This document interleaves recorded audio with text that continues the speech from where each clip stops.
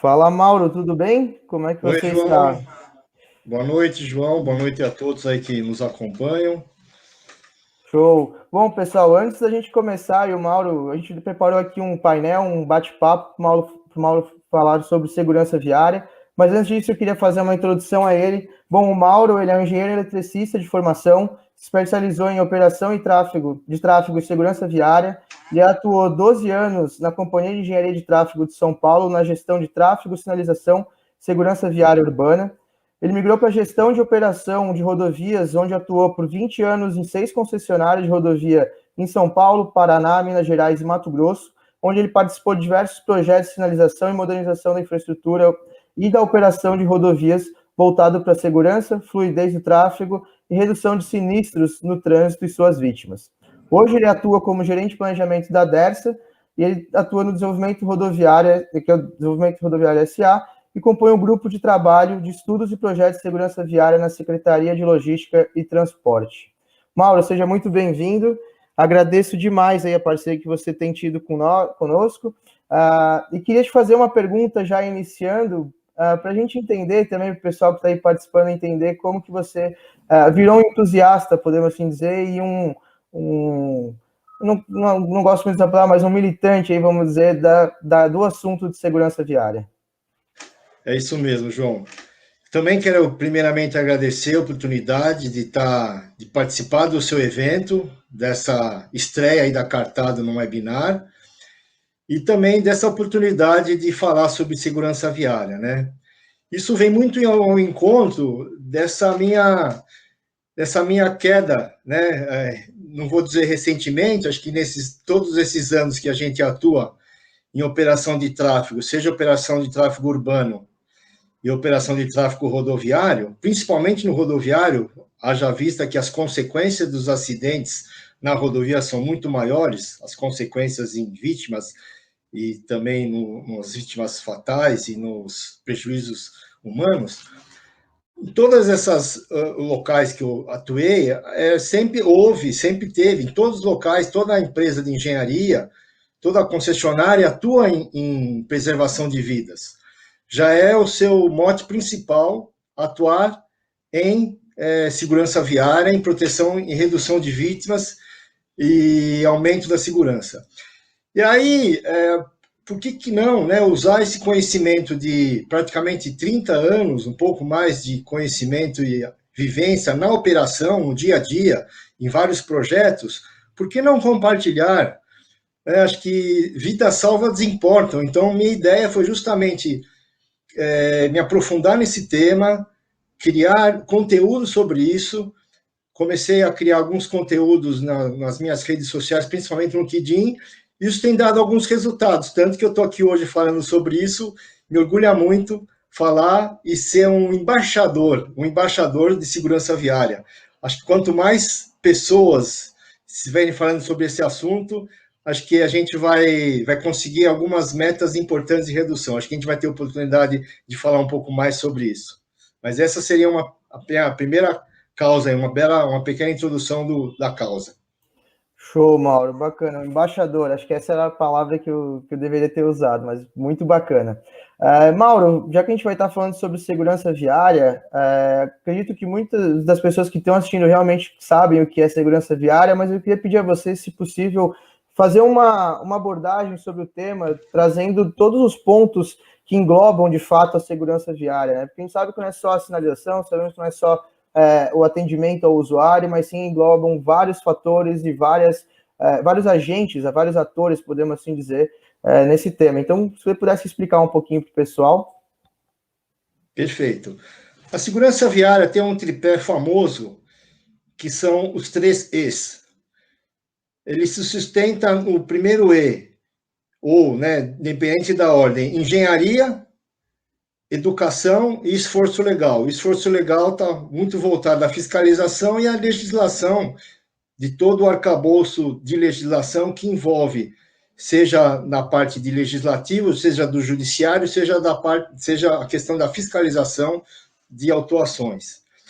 E aí, o que me remete à questão da segurança é que esses três E's, eles devem ter como uma composição de vetores, como se fosse um tripé.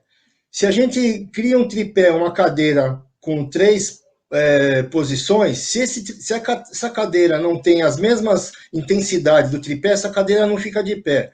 E é isso que eu tenho defendido, que dentro da segurança viária, para a gente obter cada vez melhores resultados, esses 3 eixos têm que estar na mesma direção, com a mesma intensidade.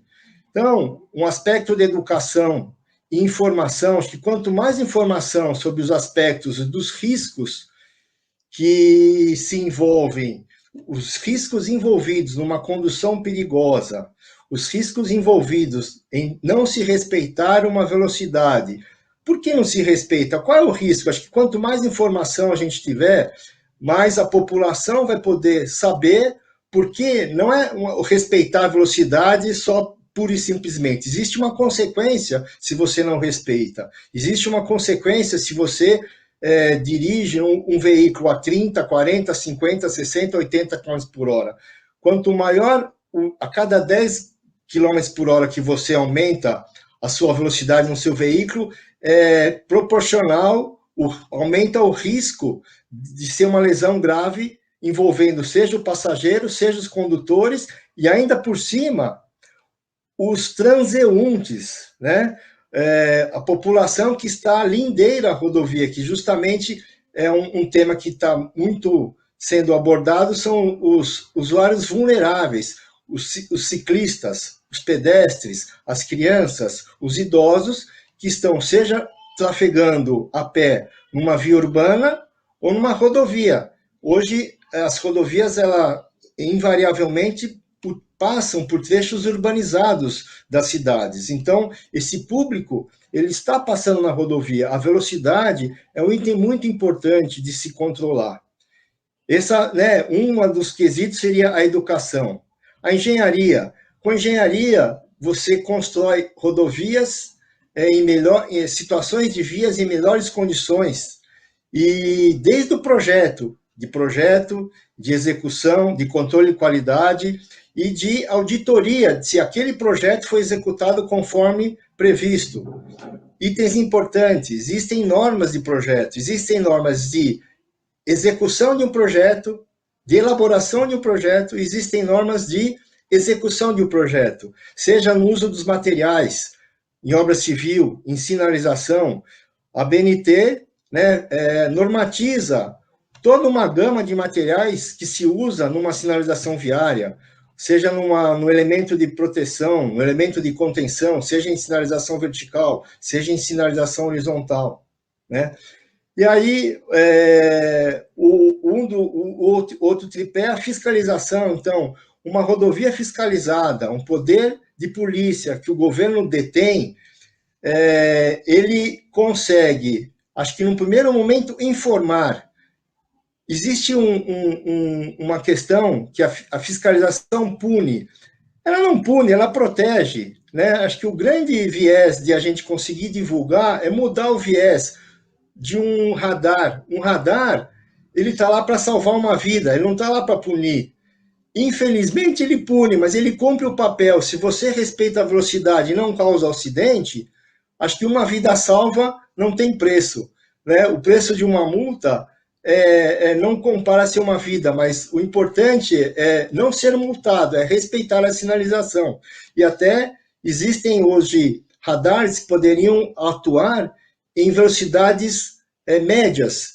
Não teria aquela situação, né? Talvez a gente possa abordar até no decorrer da nossa conversa, o que é um radar de velocidade pontual, o que é um radar de velocidade média. Talvez teria uma abrangência, um resultado melhor, onde o usuário manteria a sua velocidade constante, sem aquele aumento e diminuição, sempre respeitando a velocidade regulamentar da rodovia, uma velocidade de cruzeiro. Seriam, em linhas gerais, aí o tripé da segurança, mas não, hoje o que se fala muito também, João, é numa questão compartilhada. A questão da segurança, acho que quanto maior informação, é uma questão de conscientização. é uma questão de atitude. Eu me arrisco a comparar, ou por que não, né, a questão da segurança viária comparada à questão do meio ambiente. O meio ambiente é uma questão hoje muito divulgada por governos, por empresas, pela sociedade civil. Acho que ela está num patamar muito maior de conscientização do que a segurança. Então, acho que a gente tem condições de levar a segurança viária num patamar igual ou maior do meio ambiente. Acho que da mesma forma como existem batalhas a serem vencidas no meio ambiente, existem também as batalhas a serem vencidas na segurança viária. Show, Mauro, bacana. Então, puxando aí, eu pensei em a gente quebrar um pouco esse debate nos 3 E's que você comentou, né? A engenharia, a educação e a fiscalização, que na verdade é o esforço legal, né? Que eles chamam no tripé que você comenta. Então, falando um pouco sobre a engenharia, a gente tem visto aí que, enfim, o Brasil está trazendo cada vez mais infraestrutura viária e rodoviária para a população, está duplicando vias, está, através das novas concessões, está trazendo melhorias para as vias já existentes, está pavimentando mais estradas que antes não estavam pavimentadas, enfim. E eu queria entender de você, Mauro, quais são os principais desafios que você acha que a parte de engenharia vai estar enfrentando nos próximos anos, e até fazendo um gancho com algo que você comentou comigo há um tempo atrás, da questão dos objetivos da ONU, né, que eles têm um objetivo bastante focado na parte de segurança viária, e eu queria entender como que a engenharia, as pessoas que estão projetando essas obras, até as pessoas que trabalham nessas obras, quais são os principais desafios que eles vão estar enfrentando, dado que a gente precisa estar sempre pensando também na segurança viária, assim como você comentou, a gente pensa tanto no meio ambiente e acaba esquecendo que as vidas humanas também vão estar sempre em risco, né? Então, queria entender um pouco de você na questão da engenharia, num dos pés, que é a engenharia, quais são os principais desafios. Muito bem, João. A ONU lançou a segunda década da segurança viária em setembro de 2020, numa reunião ocorrida em Estocolmo, com a meta de reduzir em 50% as vítimas fatais em âmbito geral, em todos os países que comungam e participam da ONU, né? Essa década já teve a primeira década, que ela foi de 2010 a 2020. Alguns países atingiram algumas metas. O Brasil sempre investiu nesse tema, mas as conquistas são conquistas pontuais. Até eu, por ter passado em várias concessionárias por vários estados, a gente consegue verificar a diversidade de condições das rodovias no nosso país. A gente acaba tendo vários Brasis, mas sem dúvida nenhuma, as concessionárias elas estão atingindo, na minha opinião, o estado da arte da engenharia do ponto de vista de infraestrutura, de sinalização e de conservação. Então, na minha opinião, acho que um caminho a ser um caminho exitoso, um caminho vitorioso são as concessionárias de rodovia. Tanto que o estado de São Paulo, acho que ele tem, se não me engano, as 10 melhores rodovias classificadas pela CNT estão inseridas no estado de São Paulo. Isso porque é um programa que iniciou em 1998 e hoje são cerca de 20 concessionárias aqui no estado. Mas isso tem acontecido em vários estados, seja Bahia, Minas Gerais, Rio Grande do Sul, Paraná, Mato Grosso, onde atuei, Mato Grosso do Sul. Então, acho que uma grande saída são as concessionárias. Mas não posso deixar de dizer o esforço que o DENIT também atua nas suas rodovias federais e os DRs nos seus estados. E aí acabam havendo as rodovias municipais. Então, acho que o que tem que se levar em conta, João, existem vários projetos de baixo custo que obtêm resultados expressivos de redução de vítimas. O que a gente acho que não pode fazer é não fazer nada.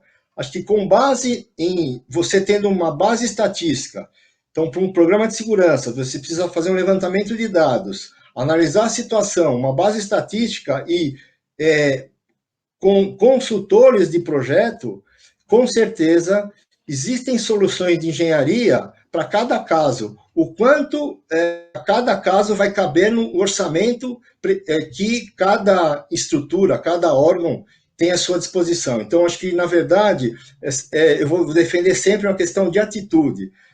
É possível se fazer com pouco recurso. O que não pode é não fazer nada.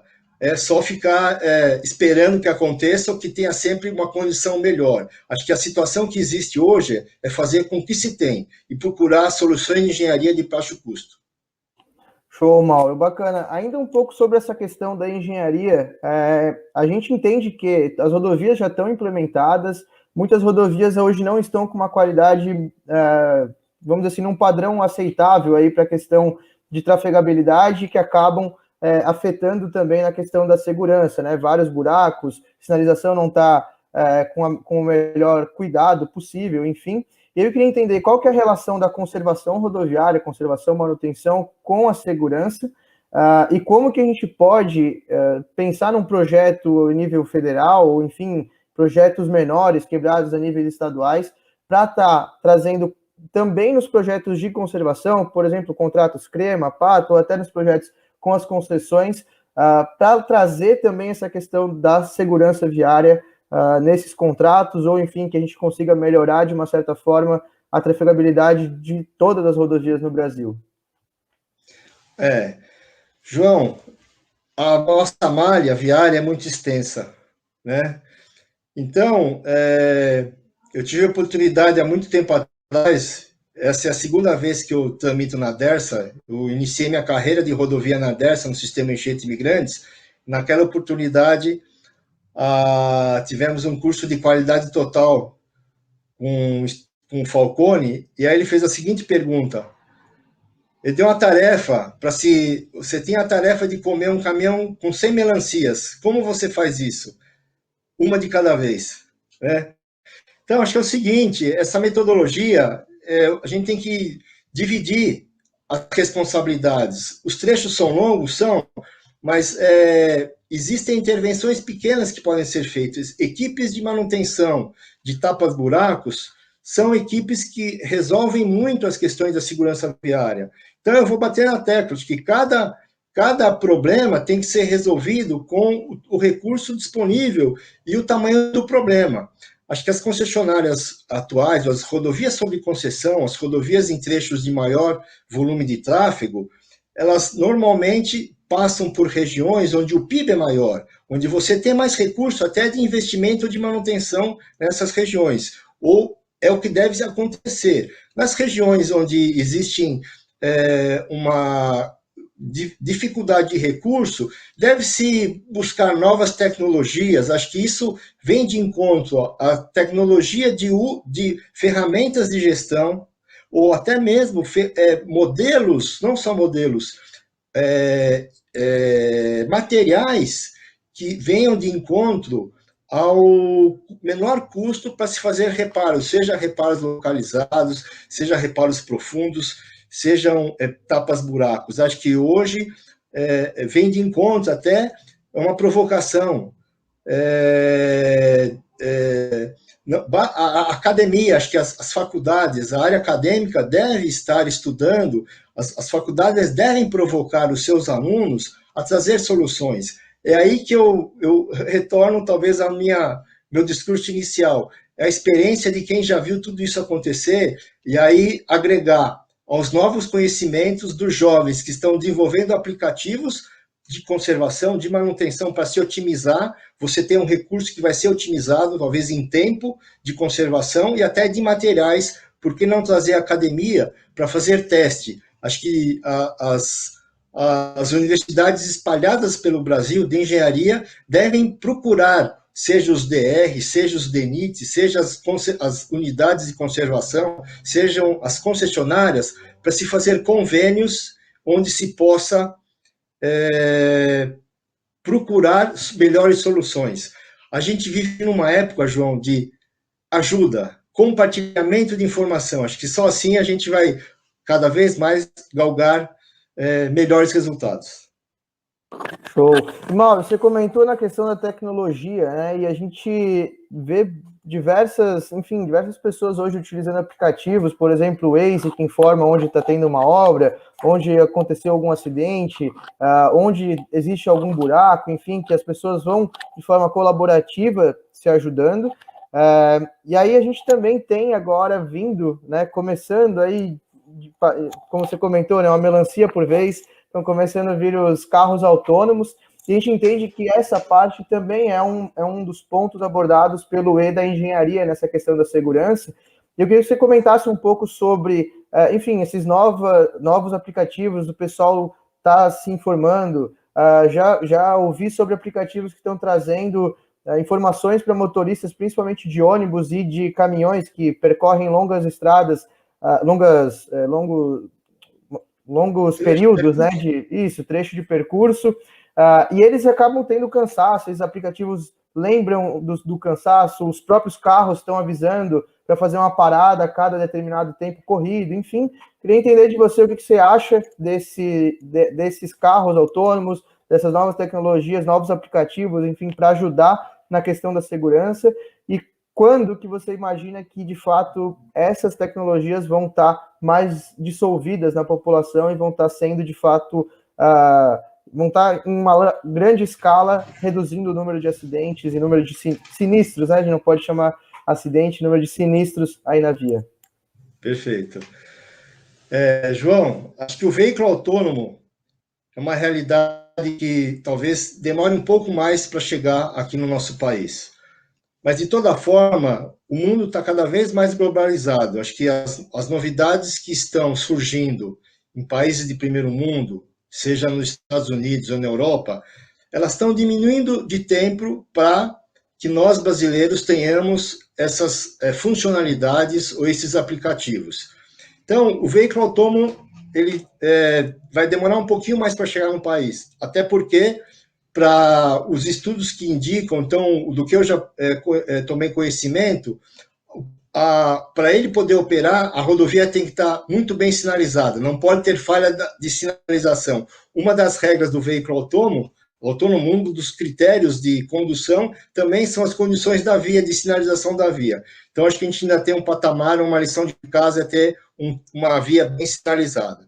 Mas, em contrapartida, dentro do E da engenharia, a engenharia não é só a engenharia civil, a engenharia das vias, existe a engenharia veicular. Aí sim, nós já temos tecnologia embarcadas nas grandes montadoras, onde as montadoras estão trazendo equipamentos ativos de segurança veicular, seja detecção de um veículo à sua frente, deixa a detecção de um obstáculo, seja um pedestre, seja a detecção de uma pessoa que pode estar cambaleando a cabeça, fechando o olho.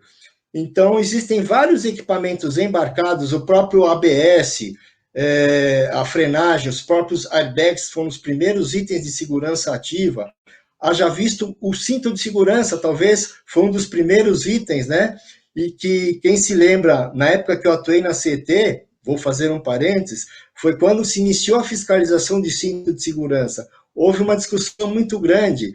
Eu quero ter o direito de andar sem cinto de segurança.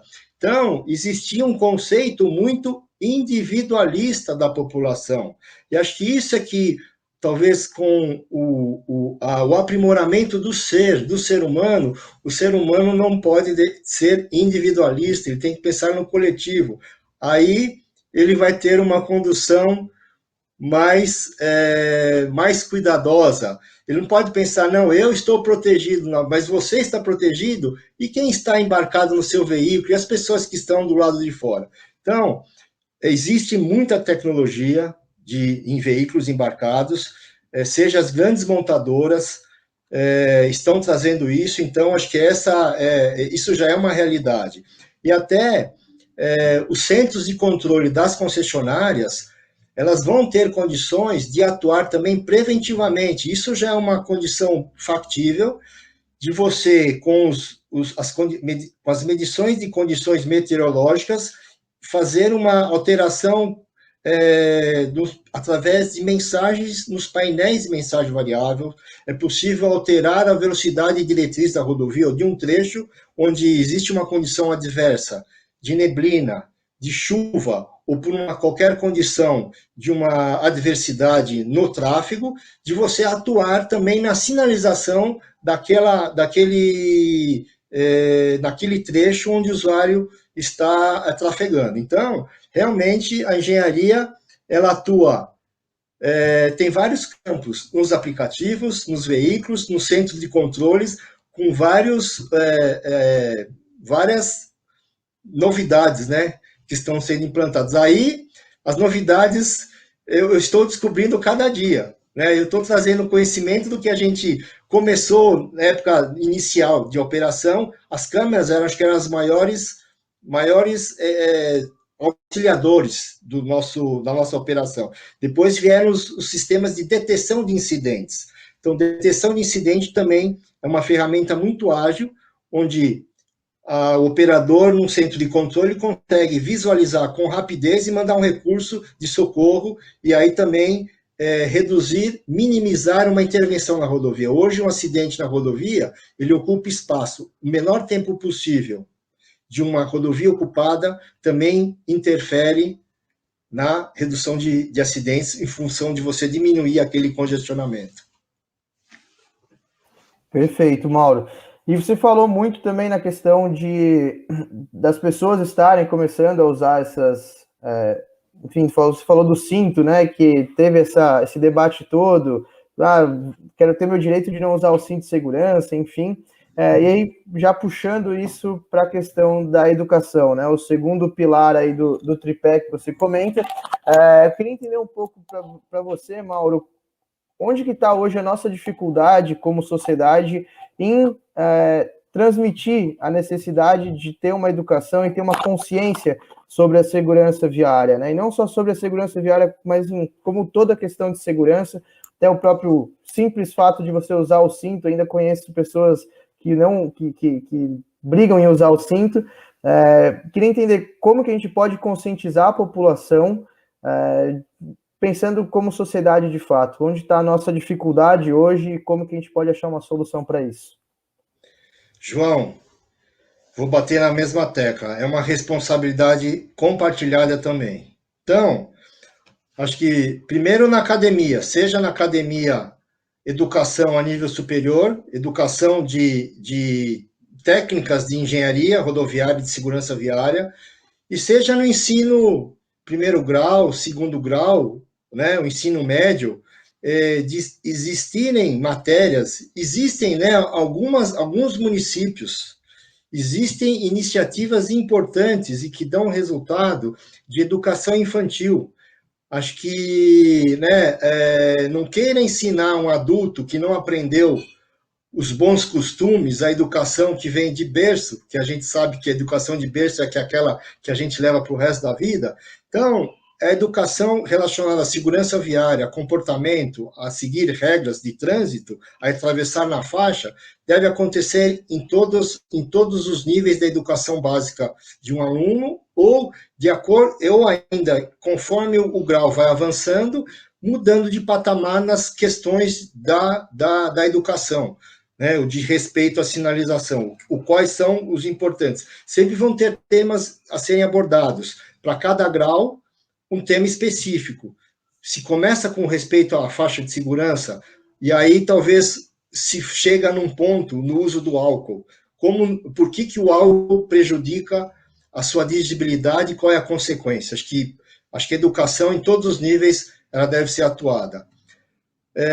As empresas, elas possuem nos seus programas de CIPA, sejam em qualquer nível, sejam os seus funcionários, seus colaboradores, eles trafegam. Toda a população ela tem contato com o sistema viário, seja como passageiro, seja como condutor, seja como pedestre. Então, as empresas também são responsáveis em educar, seja o seu corpo técnico, seja os seus trabalhadores, ou até as empresas que estão muito diretamente envolvidas com a logística, e muitas fazem isso, treinamento aos seus motoristas. E por que não ter um controle de qualidade, não só dos seus motoristas, mas dos seus fornecedores, né? Existe um checklist, talvez criar um sistema de avaliação.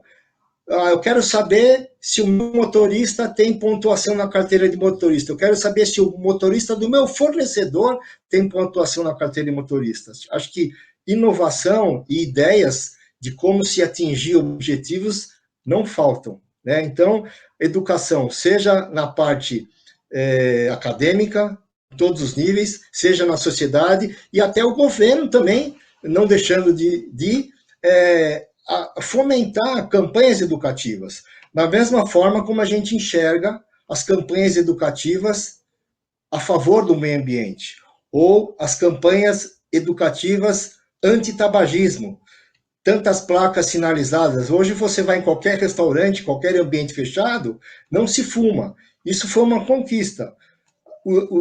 Foi divulgado que o tabagismo, ele mata. E por que não ter uma divulgação, uma informação ampla, geral e restrita, que o desrespeito à regulamentação, a condução perigosa também mata? Como a população talvez fica alienada de que morrem quase 32 mil, é o que se fala, né, em vítimas fatais por ano no Brasil, que essa é a estatística registrada no momento do boletim de ocorrência. Mas também o que se diz é que existem muitas mortes que acontecem após o boletim de ocorrência, após aquele momento do registro. Então, esse número de vítimas fatais pode chegar a 40, 50 mil por ano, com um custo social muito grande, e aí a educação em todos os níveis deve ser abordada. Mauro, Educação e informação, né? educação e informação. Pois é, até ia perguntar se você conhece ou já teve alguma experiência em algum outro país que eles tiveram algum êxito com essa questão das propagandas e, enfim, a educação como um todo, né? Não só envolvendo o governo, mas todas as outras instituições também. Porque eu tive comentando um pouco sobre uma experiência que eu tive muito positiva na Nova Zelândia, todas as crianças de 4 anos em diante, elas participavam da frente da escola da faixa de pedestre. Então, eram as crianças que abriam e fechavam uma cancela de mentirinha ali, onde os carros tinham que parar para poder atravessar as crianças. Enfim, conforme iam subindo o nível, né, a idade da criança e a série em que ela estudava, iam subindo as formas de educação no trânsito, até porque lá eles começam a dirigir, se não me engano, com 16, 15 anos de idade, eles já estão dirigindo os carros, né? Então, assim, lá toda semana tinha pelo menos alguma ação dentro das escolas para trazer essa informação e educar as crianças como um todo para a questão da segurança viária, principalmente. Eu queria saber, você tem algum exemplo, alguma experiência que você já estudou, já pesquisou, enfim, de fora, que está tendo algum sucesso hoje? Sim, sem dúvida. Mas antes de falar dos exemplos de fora, João, não posso me omitir de falar das escolas mirins de trânsito. Elas estão espalhadas no Brasil inteiro. E aí, acho que talvez falta essa divulgação. Então, né, não quero deixar esse recado dizendo que não existe educação de trânsito infantil no ensino de primeiro grau. Existe. É que essas divulgações devem existir em massa. Então, existem muitas escolas mirins dos Detrans, das polícias rodoviárias espalhadas por esse Brasil. Conheço várias aqui do estado de São Paulo. As concessionárias também mantêm programas de educação, convênios, onde elas montam escolas mirins de educação infantil ou programas de educação de segurança viária. Mas eu tive conhecimento, em vários anos de acompanhamento. A Inglaterra faz várias campanhas, tem campanhas sérias e de impactos, trazendo justamente impactos visuais para causar um choque do que é um acidente. Há muitos anos atrás, em São Paulo, eu não vou lembrar na época de quem que foi o secretário, acho que de transporte, ele deixava alguns veículos acidentados ao longo da 23 de maio, para justamente chamar a atenção da população. Esse é o risco que você corre de ter um acidente ou não respeitar a velocidade. Mas teve um caso muito interessante, divulgado há pouco tempo, numa oportunidade que eu fiz um curso chamado Curso Visão Zero, patrocinado a Secretaria de Transportes e Logística do Estado de São Paulo. Ela fez um convênio com o Instituto Visão Zero da Suécia, onde foi abordado vários temas relacionados à segurança viária. Uma das abordagens muito interessantes foi a questão do radar, o tal mal falado radar, onde se fala a indústria da multa. E aí fizeram uma campanha publicitária onde o radar ele era instalado numa praia, né, onde se fazia alusão do radar a um salva-vida. Então, qual era o conceito, qual era a mensagem que eles iam passar? Se você está numa praia e você está se afogando, qual é o seu maior desejo? É que ali tem um salva-vidas. Esse salva-vidas vai salvar a sua vida. Ah, então é isso. Então, quer dizer, se tiver um radar numa rodovia e você não se envolver num acidente, ele também é um salva-vidas. Então, foi com esse mote que a Suécia desenvolveu essa campanha. Existem várias campanhas inteligentes onde sensibilizam o condutor a entender que tudo aquilo que existe em volta dele, de infraestrutura, de fiscalização, que infelizmente é uma punição, mas que é para trazer um resultado positivo, ela tá lá para trazer, para salvar vidas. Então, acho que essa campanha foi muito inteligente, fazer uma alusão. Um salva-vidas é igual a um radar. Perfeito, Mauro. E aí, fazendo um gancho com essa questão do radar, né, que é um tema bastante polêmico, enfim, tem gente que até não gosta desse método de fiscalização. Queria puxar um gancho sobre a parte de fiscalização, né, o último erro, o esforço legal, como que a gente pode trazer a fiscalização para ajudar a salvar vidas, e como que a gente pode transformar isso, de fato, não em punições, simples, meras punições, mas sim, de fato, dispositivos ou metodologias de fiscalização, como você comentou, né? Fazendo essa alusão com salva-vidas, como que a gente pode trazer o salva-vidas da praia para a rodovia? João, acho que o primeiro passo é a informação, né? A gente deve informar muito a todos que estão, todos os stakeholders, ou seja, todos os que estão envolvidos com o sistema viário. Existe uma regra, essa regra é para ser cumprida, essa regra, se não for cumprida, gera um acidente. E, em último caso, vai vir a punição, né?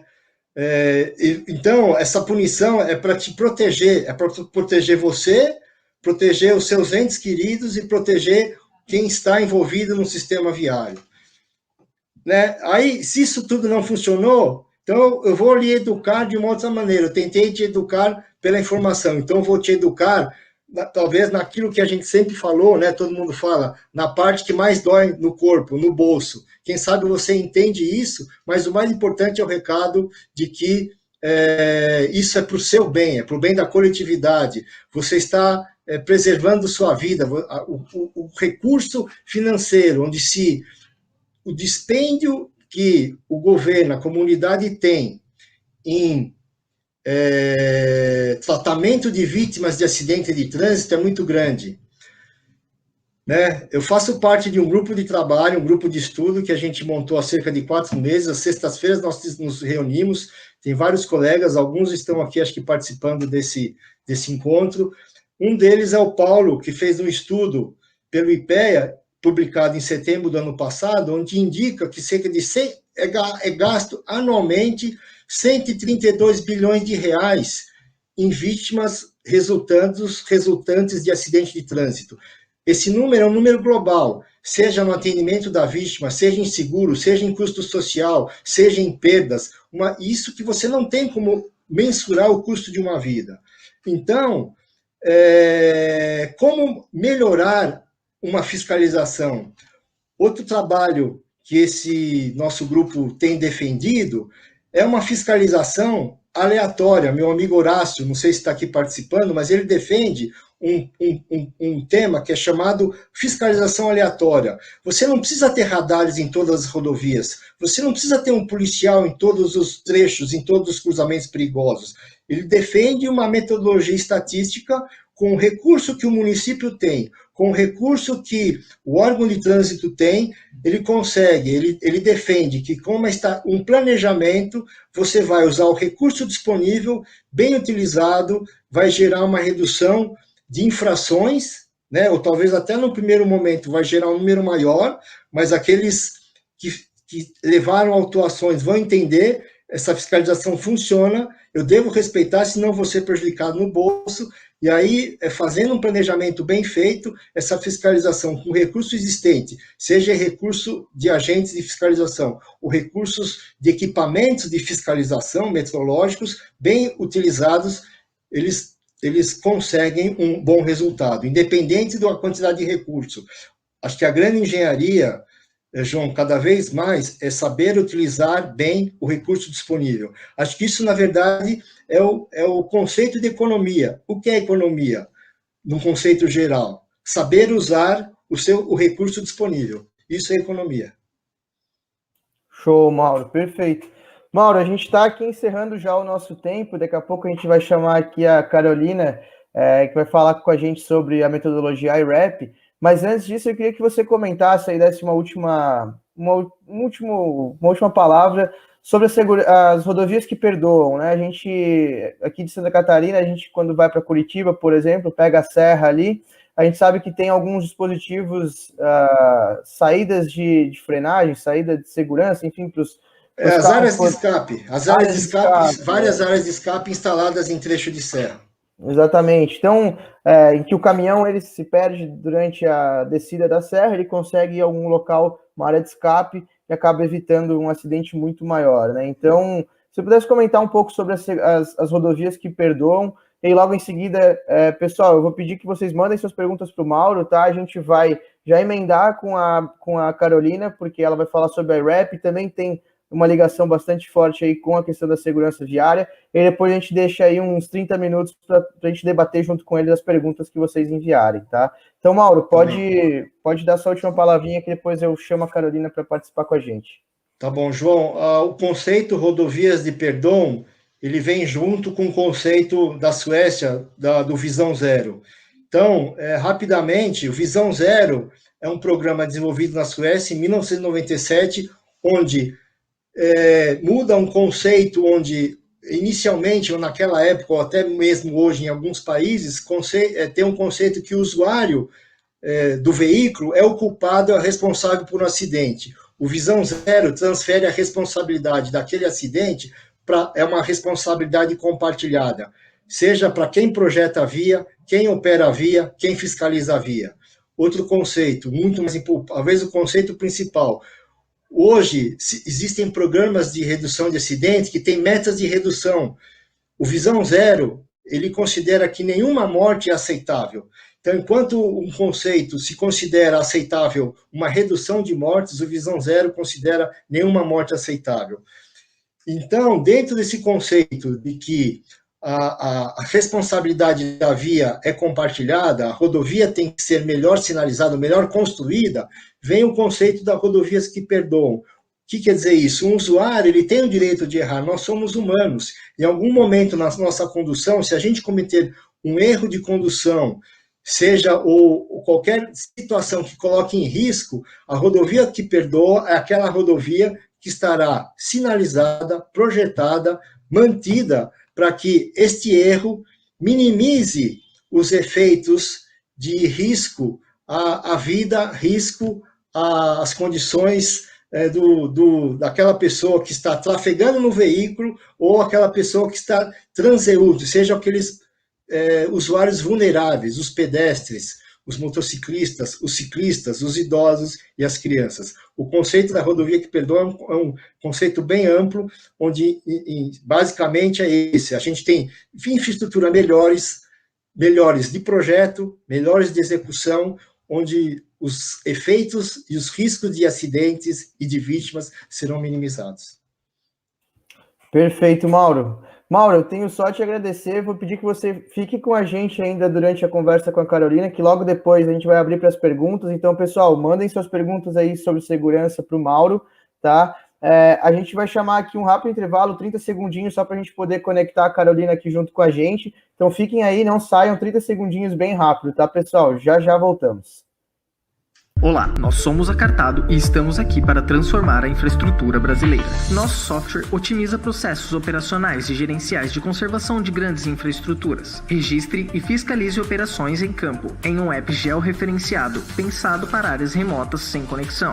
Livre-se de planilhas com listas e filtros dinâmicos, organizando dados de maneira rápida e assertiva. Reduza imprevistos nos processos, aumente a segurança contratual e muito mais. Conheça nossas soluções em cartado.com.br. Show! Olá, pessoal. Então, voltamos aí com a Carolina. Carolina, boa noite. Seja muito bem-vinda aí ao Cartado Week. Brigadão demais por estar participando com a gente. Primeiro, eu queria fazer, então, uma apresentação da Carolina. Ela é formada em Engenharia Civil pela Universidade Federal de Santa Catarina, pela UFSC. Ela, desde a sua formação, atua na área de Engenharia de Transportes, tanto no setor de operações quanto em planejamento. Por 7 anos, ela atuou no Laboratório de Transportes e Logísticas, o LabTrans, da UFSC, integrando a equipe de assuntos relacionados à segurança viária. Foi lá que ela teve o primeiro contato com a metodologia IRAP, em 2015, sendo sua participação fundamental para a implantação da metodologia no país. Hoje ela atua no consórcio STE, CIMEMP, depois me corrija aí, Carolina, por favor, realizando assessoramento técnico e gerencial à Diretoria de Planejamento e Pesquisa, o DDP, do DENIT, o órgão que em 2019 implantou o Brasil IRAP, Programa de Avaliação de Rodovias Federais com a metodologia IRAP. Então, Carolina, seja muito bem-vinda. Espero que você consiga trazer bastante conteúdo aí, pessoal. Tenho certeza que você vai trazer. Então, fique à vontade aí. Acho que você preparou uma apresentação, certo? Então, fique à vontade para fazer sua apresentação. Certo. Muito obrigada, João. Obrigada, Cartado, pelo convite. Gostaria de parabenizar meu colega Mauro pela apresentação, foi muito boa. E eu vou compartilhar, então, a minha tela para iniciar a apresentação.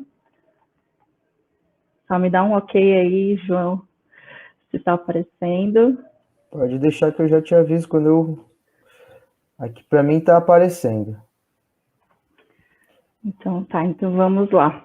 Então, o que eu vou trazer hoje para vocês, pessoal, é um panorama geral, na verdade, sobre a metodologia IRAP. A IRAP é uma metodologia que engloba aí muitos conceitos, né? Muitos estudos científicos. Então, realmente, no tempo que a gente tem de apresentação, não vou conseguir falar tudo que eu gostaria, mas eu espero que eu possa contribuir para o conhecimento de vocês sobre a metodologia. Então, a IRAP, o International Road Assessment Program, ou Programa Internacional de Avaliação de Rodovias, ele é uma organização sem fins lucrativos que se dedica a salvar vidas mediante vias mais seguras. O IRAP, ele firma alianças com governos e organizações não governamentais, objetivando principalmente a inspeção de vias de alto risco, né, e a elaboração da classificação por estrelas e planos de investimento para vias mais seguras. Fiquem tranquilos que eu vou explicar para vocês o que significa essas classificações por estrelas e esses planos de investimento. Então, outro objetivo do IRAP é prover tecnologia, capacitação, treinamentos, todo o apoio necessário para que os locais e os países possam implantar os programas de avaliação de vias, né, em seus países. O IRAP também objetiva monitorar o desempenho da segurança das vias, de tal modo que as instituições possam avaliar quais são os benefícios dos seus investimentos, né? Ou seja, quantas vidas a gente está salvando quando a gente coloca uma defensa metálica em um ponto, né? Então, isso é muito importante para quando a gente vai alocar recursos, né? A gente ter essa medida de quanto a gente está salvando, né? Então, a gente pode falar aí dos 4 principais pilares da filosofia IRAP, né? Então, ele acredita que para grandes setores da população, a nível mundial, o maior risco de mortes está em rodovias e vias urbanas, né? As mortes são, em grande parte, evitáveis. As pessoas assumem os riscos desnecessários, sem sabê-los, né? Como o Mauro mencionou, somos humanos, né? Então, somos passíveis de erros. Sempre vamos cometer erros ao longo da nossa vida, né? Então, no trânsito não é diferente. Outro pilar aí da filosofia IRAP é que os projetos de via ajudem o condutor a mitigar os riscos, né? Então, tudo que a gente puder prover de infraestrutura enquanto engenharia, né? Para mitigar esses erros vai ser importante, né? Vai ser tanto sobre o ponto de vista financeiro, quanto sobre o ponto de vista social. E outro pilar é que as melhorias específicas em vias existentes têm uma boa rentabilidade econômica, né? Como eu falei para vocês, a metodologia tem esse viés de avaliação econômica, né? E também a avaliação do impacto social. Então, a gente sabe o que tem que fazer, né? As soluções são simples, são muito bem conhecidas aí para quem é do universo da engenharia de transportes, basta aplicá-las, mas nem sempre é fácil, né? Bom, então, sobre o AREP. O AREP está ativo em mais de 100 países, mais de 1 milhão de quilômetros já foram avaliados, né, em relação às vias existentes. E o AREP tem essa visão de um mundo livre de vias de alto risco, né? Então, vários países possuem o seu AREP. Vocês podem observar ali que o Brasil já possui o seu AREP. Também vou falar um pouco mais sobre isso, como é que surgiu o programa aqui no Brasil. E vou falar agora um pouco sobre como se desenvolve a metodologia, né? Então, muitas vezes, quando a gente vê um acidente no noticiário, ou quando, infelizmente, a gente conhece alguém que sofreu um acidente de trânsito, a gente culpa o destino, né? Culpa o motorista, fala que foi azar, foi mau cálculo da via. E, na maioria das vezes, esses erros, esses azares, esses cálculos errados, são erros evitáveis, né? A gente consegue evitar, a gente consegue mitigar essas mortes, principalmente as mortes e os feridos graves, através de medidas de engenharia e de infraestrutura. Então, para a gente ter aí um sistema seguro, a gente precisa ter uma responsabilidade compartilhada, como o Mauro falou, né? Então, essa responsabilidade compartilhada, ela está envolvendo aí 3 atores principais: a via, o usuário e o veículo. Na metodologia AREP, a gente vai focar sempre na infraestrutura, ou seja, na via, né? O que a gente pode fazer na via para melhorar e para reduzir ao máximo esse número de mortes? Então, né, retomando esse conceito todo que a gente já falou sobre rodovias que perdoam, né? Os usuários, eles não percebem o alto nível de risco que se expõe, né? Então, a gente tem ali 2 imagens de um estudo que foi feito internacionalmente, em que ele ilustra, né, de forma lúdica, qual é o grau de risco, né, que os usuários estão submetidos todos os dias. Nós, usuários, né, todos nós somos usuários das vias, estamos submetidos aí ao longo da nossa jornada, né, no nosso dia a dia. Então, é como se nós trafegássemos sempre em penhascos, né, porque realmente existem muitas variáveis que estão ali nos expondo a esses riscos. E a gente não sabe, né, a gente não tem essa noção. Principalmente a população em geral não tem essa noção, né? Então, se a gente pudesse mensurar esse risco, com certeza a gente agiria de outra forma, né? Agiria de forma muito mais consciente. Então, a gente vê muitas campanhas que têm até um teor mais apelativo, mas que realmente têm resultado, né? Porque realmente é um problema social, um problema de saúde, né? Que a gente precisa enfrentar a nível mundial. Então, a pergunta que eu faço aqui para vocês: por que as pessoas morrem nas vias, né? O que acontece em termos técnicos, né? Então, é basicamente por erros, tanto do comportamento do usuário, quanto erros de projeto de via, erros de segurança do veículo. E esses erros vão gerar uma aceleração rápida ou uma desaceleração rápida que vai gerar o trauma. Então, é por isso que as pessoas morrem, né? E como que a gente vai prevenir isso? A gente vai prevenir inserindo qualquer tratamento que vá reduzir essa aceleração ou a desaceleração, reduzindo a severidade do trauma. Muitas vezes, com a implantação de alguma medida de engenharia, de infraestrutura, a gente não consegue evitar totalmente a ocorrência do acidente. O acidente vai ocorrer, porque ele aí depende de muitas variáveis, como eu falei para vocês, né? Nós temos o comportamento, a questão do veículo também, mas a gente consegue reduzir a severidade desse trauma, né? Claro que não é o ideal, a gente quer que não ocorra acidentes, mas ao invés de ter uma fatalidade, nós podemos ter feridos, ao invés da fatalidade, já é alguma coisa a se pensar, né? Bom, então, para a gente compreender o risco em uma via, a gente tem que compreender essa cadeia de eventos que vão levar ao trauma, né? Então, a gente, olhando essa cadeia, a gente tem primeiramente a inicialização do acidente, né? Muitas vezes é quando o veículo perde o controle, quando o usuário dorme ao volante. Então, é nesse pequeno espaço de tempo que a gente chama a inicialização do acidente. Logo após isso, a gente tem o acidente em curso, né? Que é quando o usuário que percebe que o acidente está acontecendo e, por fim, a gente tem o impacto. Então, qualquer intervenção que rompa essa cadeia de eventos vai salvar vidas, né? Então, como eu falei para vocês, a maioria das intervenções não vão romper a cadeia completamente, né? Mas ela vai reduzir a probabilidade de que ocorra algum acidente e também vai diminuir a gravidade do trauma.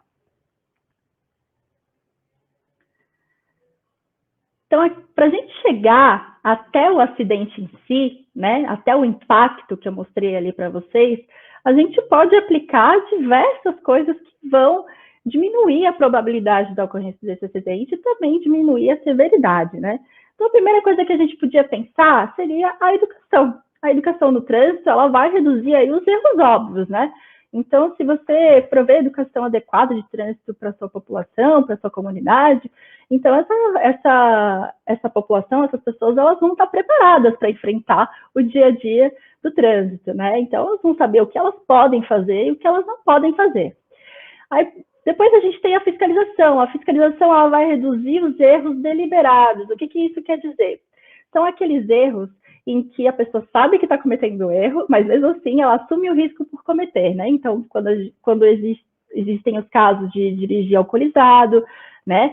Então, ou então dirigir sob efeito de outras drogas, dirigir com sono e tudo mais, né? Sabe que é errado, mas acaba fazendo. Então, a fiscalização, ela vem, né, para combater esses tipos de erros.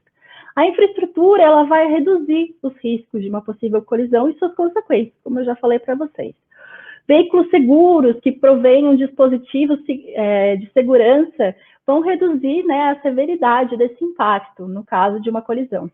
E, por fim, um ponto muito importante da metodologia RAP e também de todos os estudos de segurança viária é a velocidade, né? Velocidades seguras reduzem a severidade de impacto. Quantos de vocês aqui que estão assistindo a apresentação não ouviram uma notícia que por excesso de velocidade ocorreu um acidente? Então, a velocidade realmente é um fator muito preponderante na ocorrência dos acidentes e na severidade deles. Bom,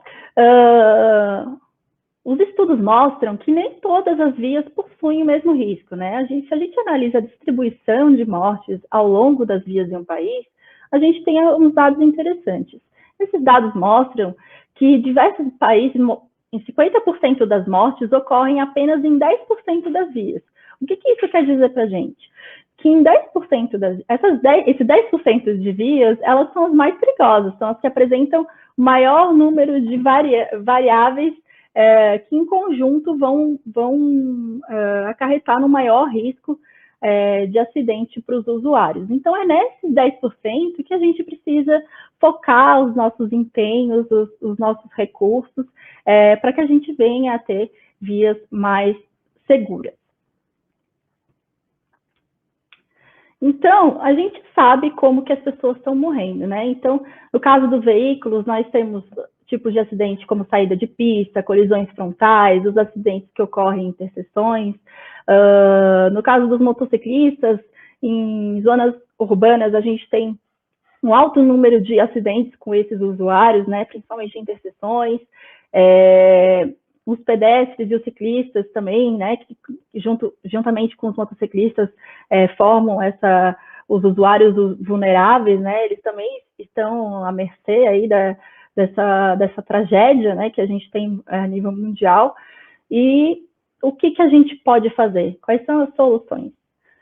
As soluções, como eu falei para vocês, são conhecidas. Então, a gente tem que implantar acostamento, barreiras no canteiro central, que separe vias de pista simples, né, que separe os dois sentidos de vias, implementação de calçadas para os pedestres, travessia de pedestres, infraestrutura exclusiva para bicicletas. Então, todo esse conjunto de medidas de melhorias vão fazer com que a gente tenha rodovias e vias mais seguras.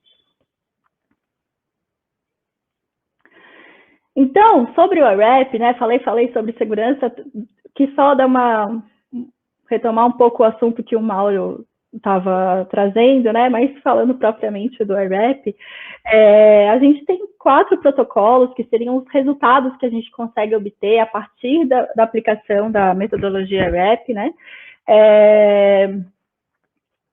Então, a gente tem os mapas de risco, primeiro protocolo, o primeiro resultado que a gente tem, né, do IRAP, e os mapas de risco é o que está dizendo, né? Ele vai mostrar e vai mapear, né, quais são as vias que oferecem maior risco para os usuários, através de toda a aplicação da metodologia, né, e de todos os estudos que são feitos, que compõem a metodologia, então a gente consegue fazer esses mapas de riscos.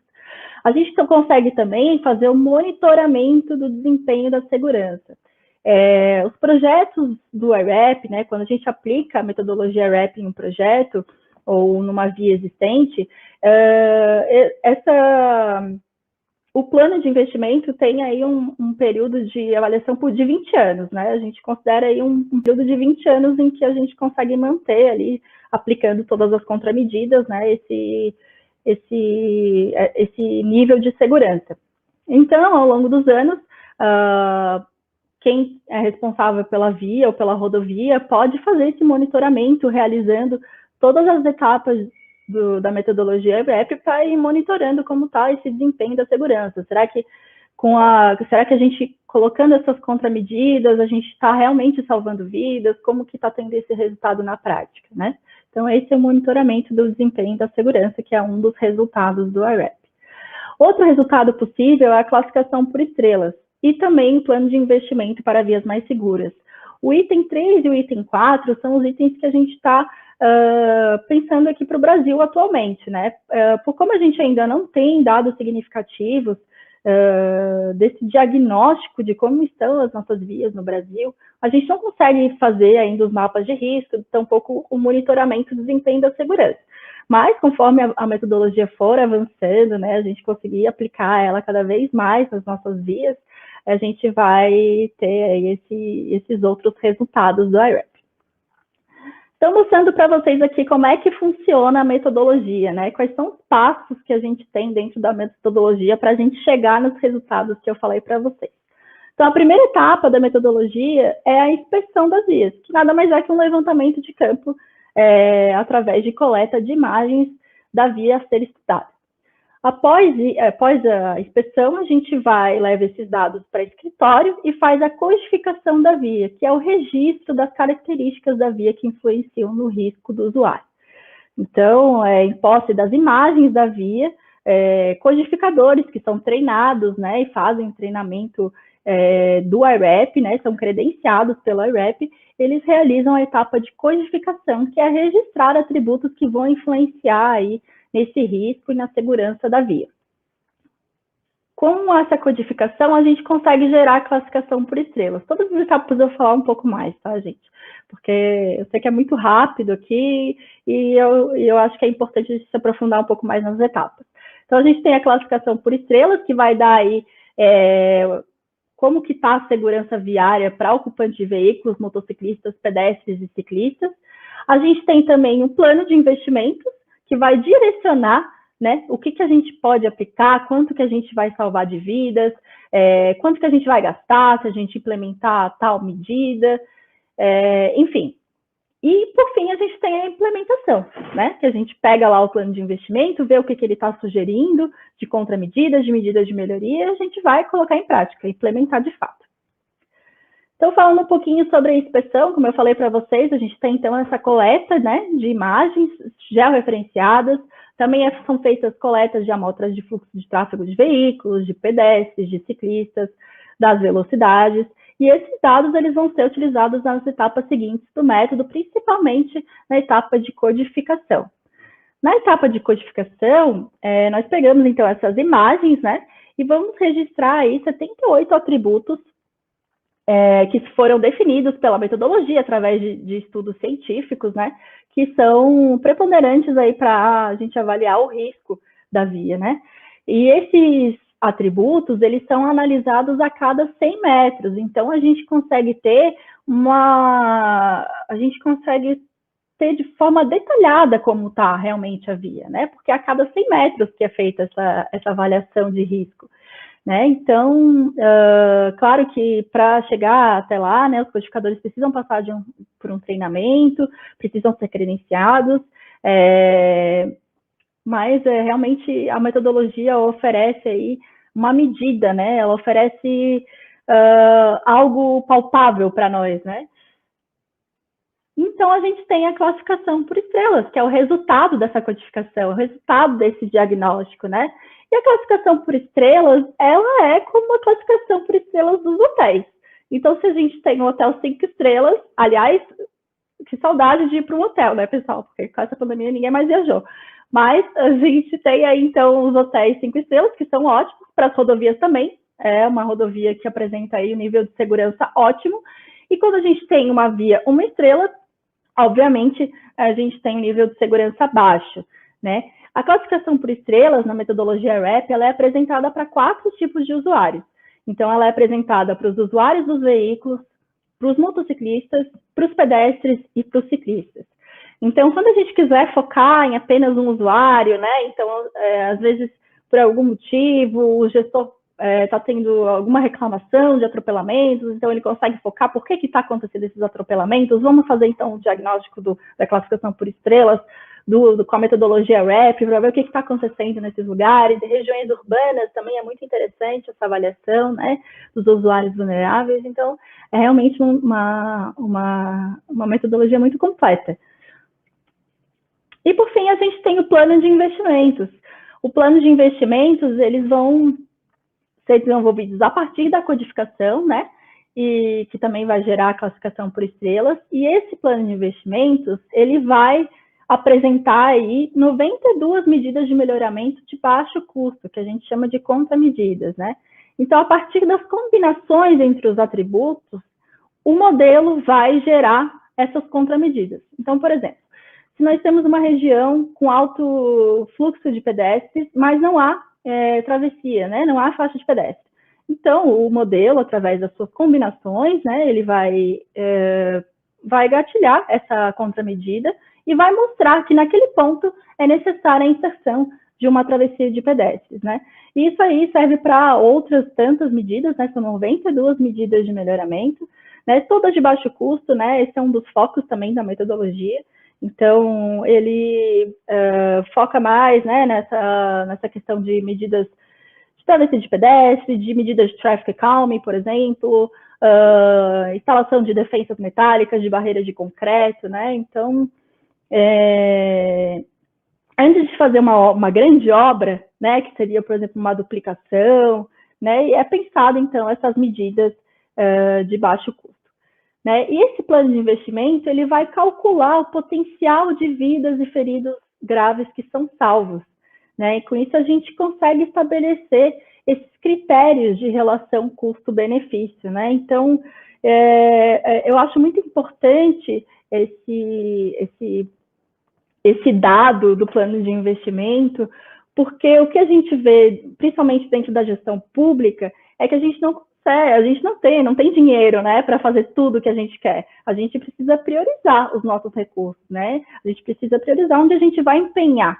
Então, a gente pode começar onde vai estar salvando o maior número de vidas, de acordo com o recurso que se tem, né? Então, o plano de investimentos, ele é uma diretriz muito importante para os gestores, né, de vias e rodovias aí do nosso país, porque a gente consegue priorizar mesmo, onde que a gente vai empenhar o nosso recurso, né?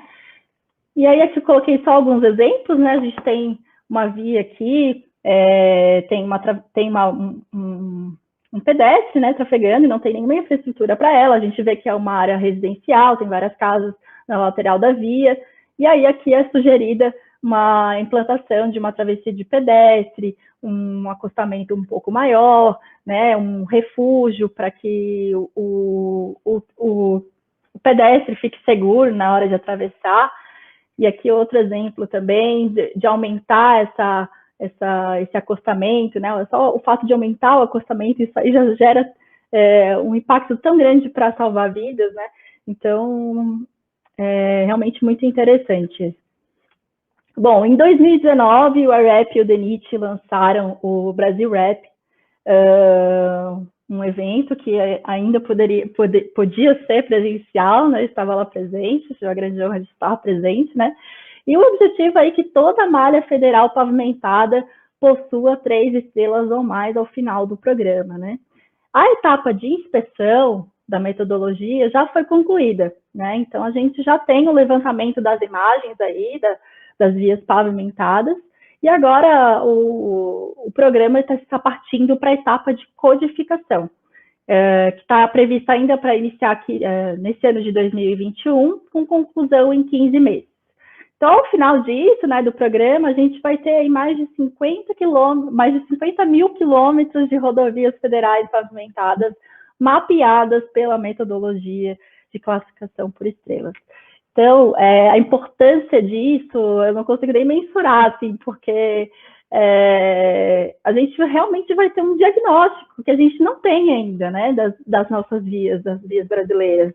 Então, sempre que eu tenho oportunidade, parabenizo o DENIT e o AREP por essa iniciativa, porque realmente isso vai trazer muitos benefícios para o nosso país, isso vai salvar muitas vidas, e é isso que a gente que é mordido pelo bichinho da segurança viária, a gente sempre busca, né, esses grandes passos, e isso foi realmente um grande passo. Então, aqui eu trouxe algumas notícias, algumas polêmicas que a gente tem aí ao redor desse assunto, segurança viária, e também de alguns estudos que eu tive a oportunidade de participar quando eu estava no LabTrans. Então, a gente tem essa notícia aí, que em 2020, Fortaleza registrou o menor número de mortes por acidente de trânsito desde 2004. A gente realizou um estudo, juntamente com a Bloomberg, em Fortaleza, em vias urbanas de Fortaleza, e aí a gente não avaliou todas as vias, né, mas a gente avaliou uma amostra, né, das vias urbanas, e a gente verificou que se todas as contramedidas que o plano de investimento estava sugerindo fossem implementadas, mais de 50% das vias analisadas em Fortaleza seriam classificadas como 3 estrelas ou mais. E aí, o que a gente fez? A gente fez uma simulação alterando a velocidade, que eu acho que, se não me engano, era 60 km por hora, né? E aí a gente alterou, fez uma simulação para 50 km por hora. Com essa pequena mudança, né, alterando aí 10 km, né, diminuindo 10 km por hora, a gente verificou que todas as vias atingiriam o nível de 3 estrelas ou mais. Né? Então, Fortaleza teve um programa, né, para reduzir realmente as mortes, e por isso que eles conseguiram, né, alcançar tantos bons objetivos e bons resultados, né? Então, eles realmente se empenharam para melhorar mesmo a segurança das vias urbanas, né, de Fortaleza. E interessante a gente pensar que é uma medida que tem pouco impacto, né? O que o gestor vai ter que fazer? Ele vai ter que mudar as placas e avisar os usuários de que foi feita essa diminuição da velocidade, né? Mas isso gerou um impacto enorme, né, para as vidas que serão salvas ao longo dos anos aí em Fortaleza. Bom, outras notícias que eu trouxe aqui são em relação às marginais aqui de São Paulo. Em 2015, né, a Prefeitura de São Paulo implantou um programa de prevenção, né, de mortes no trânsito, e diminuiu a velocidade das marginais Tietê e Pinheiros, que com certeza, são as vias mais importantes aqui da cidade de São Paulo. Com essa redução de velocidade, a gente diminuiu aí em 52% o número de mortes, né, o número de acidentes com mortes na cidade de São Paulo. Quando mudou a gestão, as velocidades voltaram, né, então as velocidades aumentaram, e aí, com certeza, né, a gente viu o aumento das mortes, principalmente dos motociclistas, que sempre são os que mais sofrem, né, em regiões urbanas, depois que houve esse realmente da velocidade. Então, eu coloquei uma questão ali para a gente pensar, né? Então, na discussão da segurança viária, quem é o real beneficiado do aumento da velocidade? E em qual escala de prioridade vem a vida humana? Então, por fim, gente, eu queria apresentar um vídeo para vocês que vai um pouco dentro dessa linha aí, né, dessa questão que é muito reflexiva, né? Em qual escala de prioridade vem a vida humana? Então, quanto vale uma vida humana, né? Só antes do vídeo, equipe técnica, deixa eu só falar mais um caso aqui interessante que eu trouxe, que foi o caso Ford. Talvez alguns de vocês aqui conheçam esse caso. Nos anos 70, a Ford tinha um veículo, até com um nome bem pitoresco, chamado Ford Pinto. E esse veículo ele tinha uma singularidade que, quando havia uma colisão traseira nele, ele simplesmente explodia. Então, eu até coloquei aqui o vídeo não tem som, né? Só para vocês visualizarem o que acontecia. Então, ocorria a colisão traseira e o veículo, o tanque de combustível, ele pegava fogo, né? Então, começou a ter muitas ocorrências de mortes e feridos graves, né? Pessoas que ficavam queimadas do corpo inteiro com esse veículo. E aí começou a ter processos, né? A Ford começou a sofrer processos por causa disso. E aí verificou-se que a Ford sabia do problema. Ou seja, ela estava fabricando deliberadamente os veículos com esse problema. E aí, quando começaram, né? Começaram a morrer muitas pessoas, tinham aí 500 mortes anual por causa desse problema, verificou-se que eles tinham feito um estudo em que eles avaliaram se valia a pena implantar algum dispositivo que impedisse o incêndio ou se eles, ali no cálculo do benefício-custo, não fazia nada. Então, eles calcularam o valor do benefício a partir do valor da vida. Estipularam o valor da vida para cada pessoa de $200 mil, sem nenhum tipo de estudo. Foi totalmente arbitrado esse valor, né? Então, eles verificaram que o valor do benefício chegaria a $49 milhões. Já o valor do custo para implantar um dispositivo que impedisse esse incêndio, eles iam gastar 137 milhões. Ou seja, não valia a pena para a Ford implantar esse dispositivo. Só um dado importante, esse dispositivo custava $11 a unidade. Então, esse caso ficou muito famoso, né, na época, porque realmente foi a júri popular, inclusive, alguns casos de processo, né, porque lá nos Estados Unidos o júri popular não é só para homicídio, como aqui no Brasil, né, e aí realmente foi um escândalo, porque a Ford deliberadamente assumiu que ela achou melhor, né, não implantar o dispositivo que custava $11 por unidade, porque ia ser um custo maior para ela. Então, essa reflexão que a gente faz aí, quanto que vale uma vida humana, né? Será que tem um preço? Né? Essa questão aí eu fico para vocês, para a gente debater depois. Por fim, tem agora a equipe técnica, eu vou pedir para que vocês passem o vídeo. 149 people died on our 149 people died on our roads. What do you think would be a more acceptable number? Acceptable? 70 maybe? Probably 70. Can you send 70? Actually, this is what 70 people looks like.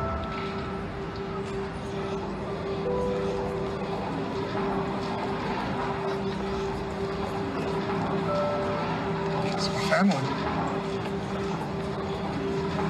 So now, what do you think would be a more acceptable number? 0. 0.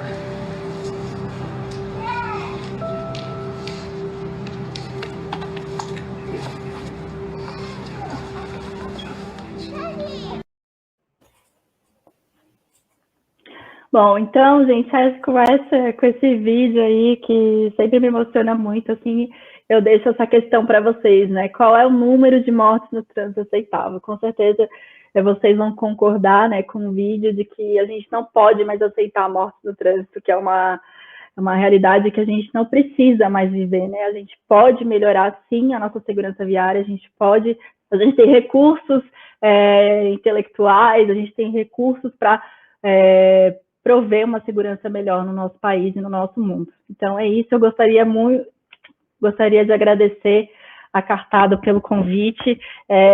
Desejo muito sucesso aí na trajetória de vocês. Para mais informações, vocês podem acessar o site do IRAP, irap.org. E se quiserem falar comigo, podem me procurar no LinkedIn, Carolina Mariani. É isso, muito obrigada. Show, Carolina, muito obrigado aí pela apresentação e por trazer esse conteúdo sensacional. Esse último vídeo mesmo tocou aqui dentro, tocou o coração. Realmente, a gente deve aceitar 0 mortes aí no trânsito, com toda certeza. Bom, pessoal, para a gente encerrar aqui, acho que vamos para as dúvidas, né? O pessoal mandou algumas perguntas aí para o Mauro, mandaram algumas dúvidas aí para a Carolina, mas eu vou deixar ela em aberto para vocês dois responderem. Quem se sentir mais à vontade, responda. Se os dois quiserem responder também, fiquem à vontade, tá, pessoal? Bom, o José Manuel Aguirre Neto já mandou uma pergunta lá no começo, até que o Mauro chegou a comentar sobre, né? Mas ele perguntou: Mauro, você poderia comentar algo sobre o programa Visão Zero? E se você puder trazer algum assunto, Mauro? Pois não, então, recapitulando, um programa lançado na Suécia em 1977, que justamente vem de encontro, a base do programa é esse: nenhuma morte é aceitável, nenhuma morte por acidente no trânsito é aceitável. Então, ele comunga de uma atividade, ação compartilhada, onde todos são responsáveis, todos os órgãos são responsáveis por uma via segura, por uma condução segura, por uma fiscalização segura. Então, ele também se baseia no tripé da educação, da engenharia e da fiscalização, só que tem um detalhe, mas talvez um ponto principal é que essa responsabilidade é compartilhada. Não cabe só apenas ao poder do Estado fazer isso. Cabe à população, cabe às empresas, cabem a todos os envolvidos na questão de trânsito participarem das campanhas, das divulgações do lado de vista da engenharia. Ele tem pontos além da engenharia. Eles investigam, acreditam na engenharia automotiva. Veículos mais seguros é o que a Carolina também disse, iriam minimizar os riscos. Eles comulgam em análise de acidentes, ir a fundo na análise de um acidente. Por que o acidente aconteceu? Fazer uma investigação profunda. Chegam até, na Suécia, a investigar se um suicídio realmente foi um suicídio, ou poderia ter sido, ou foi um acidente de trânsito. Por que teve o suicídio envolvido um suicídio na rodovia? Então, é um programa bem abrangente, onde não deixa nenhuma aresta de fora para ser analisada, em que o resultado seja evitar uma morte no trânsito. Show, Mauro. Obrigado aí pela explanação. Temos mais perguntas? Vamos lá, então. Silvio Médici. O Brasil tem várias iniciativas no sentido de melhorar os índices de sinistralidade. Penatrans, RQP, PNCV, entre outras. Não falta um grande órgão independente para a gestão do trânsito no Brasil? Acho que é uma bandeira. Isso, João, é uma bandeira que nós que estamos no meio rodoviário, viário e de segurança, entendemos que sim, falta um órgão que assuma para si, não, esse assunto fiscalização, esse assunto segurança viária é meu, né? Talvez, como existe eu não sei se existe hoje, né, mas existe o ministro do Meio Ambiente, existe o ministro da Educação, gostaríamos que tivesse o ministro da Segurança Viária, que fosse um programa de Estado, né, que houvesse uma defesa ampla. Isso, a gente poderia até, talvez, imaginar se existe um órgão a nível municipal fazendo isso, um órgão estadual, mas acreditamos que um órgão federal defendendo essa bandeira, dando diretrizes de toda a ordem do que a gente comentou até agora, seja diretriz na educação, diretriz na engenharia, diretriz na legislação, diretriz na fiscalização, acho que a gente vai conseguir melhores resultados. Isso, a gente tem exemplos fora do país, onde se criaram órgãos federais unicamente imbuídos da segurança viária. E tem alguns exemplos até aqui na América Latina, bem próximo da gente, países que já criaram esse órgão, de fomento de segurança viária, amarrado até o que a gente também comunga, de haver um órgão de investigação de acidente viário, à luz do que existe com um acidente aéreo. Quando acontece acidente aéreo, existe toda uma gama de análise por que aquele acidente aconteceu, até pelo impacto de um acidente aéreo são várias vítimas, e tudo o que pode ser feito para mitigar. Imagina a gente chegar no estado da arte de ter um acidente de trânsito com vítima fatal e a gente conseguir analisar por que aquele acidente aconteceu e quais são os fatores que devem ser mitigados, atendidos para que isso não aconteça de novo. Acho que é um ideal dos especialistas que comungam na segurança viária, a gente conseguir chegar num ponto de ter um organismo único administrando esse assunto. Boa pergunta do Silvio. Perfeito. Carolina, acho que veio uma para você agora. Carolina, o José Manuel Aguirre Neto perguntou para a Carolina quais as empresas habilitadas a implementar o IRAP. Acredito que aqui no Brasil, né? Deve ter sido... Vou direcionar um pouco mais a sua pergunta, José.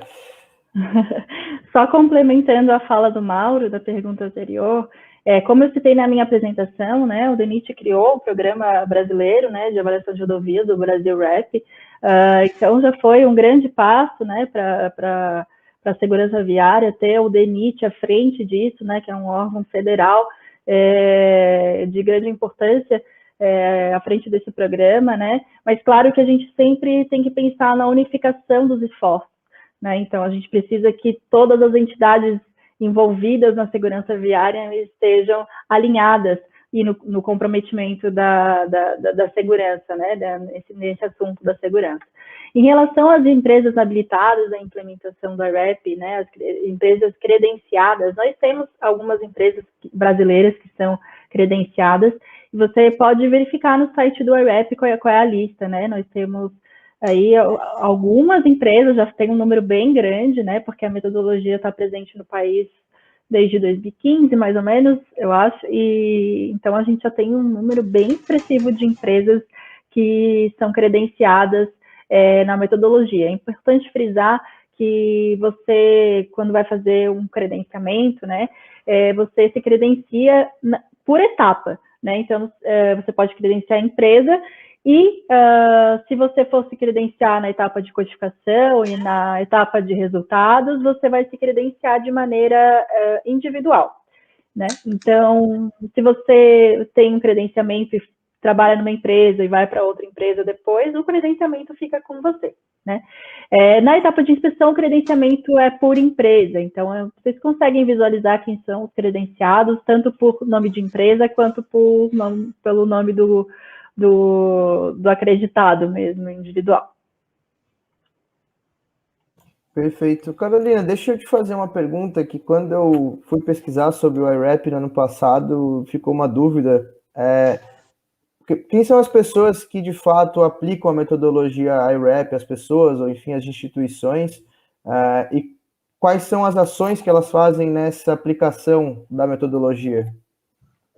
Onde que elas aplicam, de fato, né?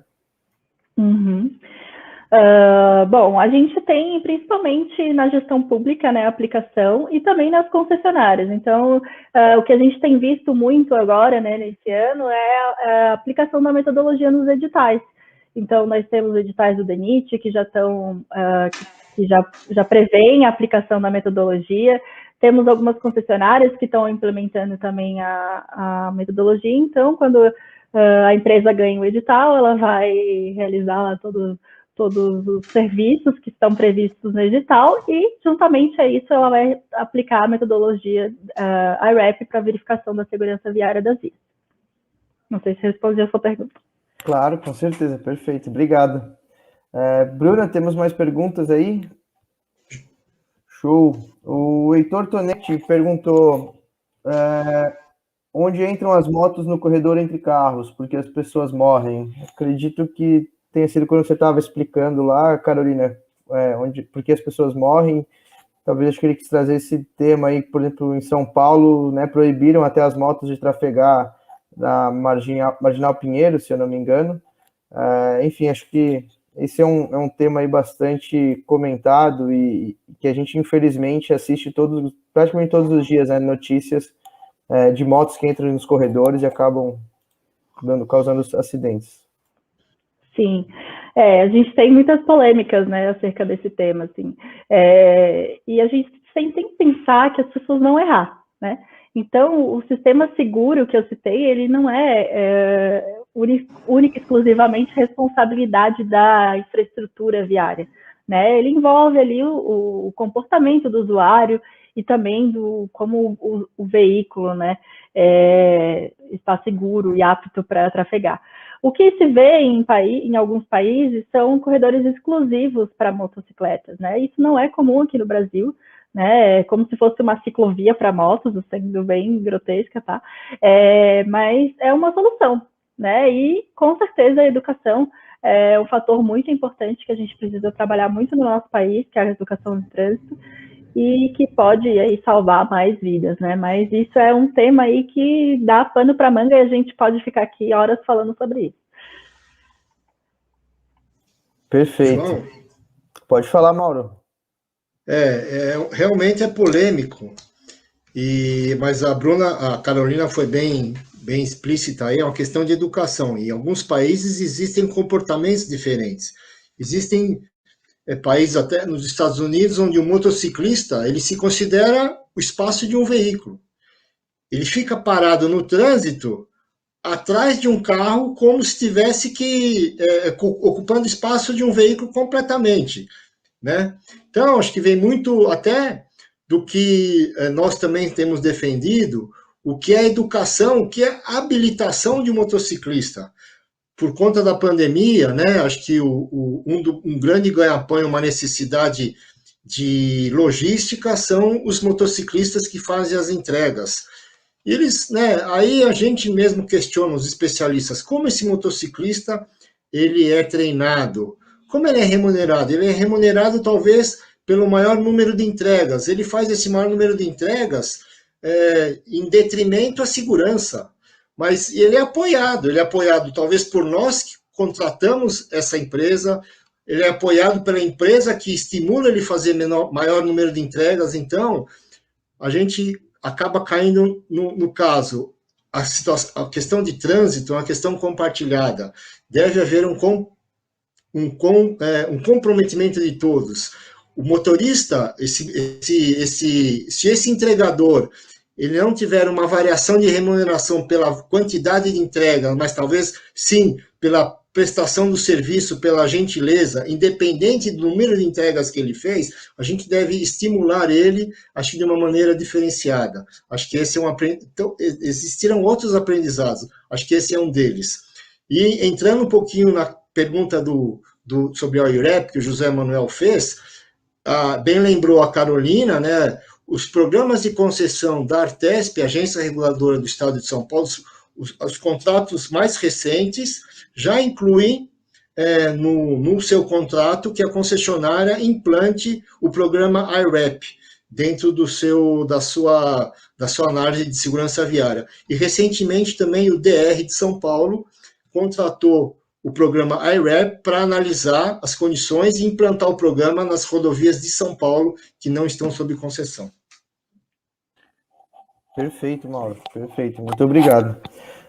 Acho que a gente tem mais umas 2 ou 3 perguntas. A Carla Merlo perguntou: Carolina, pode-se dizer que a única diferença do Brasil Rep para o aplicativo atual que o DENIT usa para avaliação da malha viária, desenvolvido pela Dynatest e ICM, é a análise do fluxo de tráfego?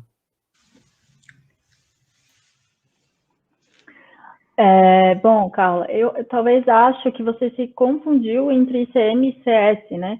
Porque o ICM, na verdade, é um controle de contratos do DENIT de manutenção, né? E o ICS que faz aí a avaliação do pavimento. Em relação ao IREP, ele é uma avaliação expedita, assim, do pavimento. Ele não faz uma avaliação aprofundada da condição do pavimento, né? Então, ele leva em consideração outros fatores, incluindo a análise de fluxo de tráfego, mas não foca nisso, tampouco nas questões do pavimento, né? Então, acho que são coisas diferentes, talvez complementares, mas diferentes. O IRAP, ele vai aí envolver tudo que vai criar risco para o usuário, vai estar envolvido na metodologia IRAP. Eu acho que o ICS, que eu acho que foi o que você quis dizer, vão levar aí só em consideração as questões do pavimento. Eu acho que é isso. O pessoal aí do DENIT que está presente, talvez eu até possa falar sobre isso no chat um pouco melhor. Perfeito. Mauro, gostaria de complementar nessa pergunta? Ou... Não, o assunto IRAP é um assunto que eu estou aprendendo ainda. Estou, inclusive, fazendo um curso introdutório, participando aí, mas inclusive, é algo que se usa há muito tempo fora do país, né?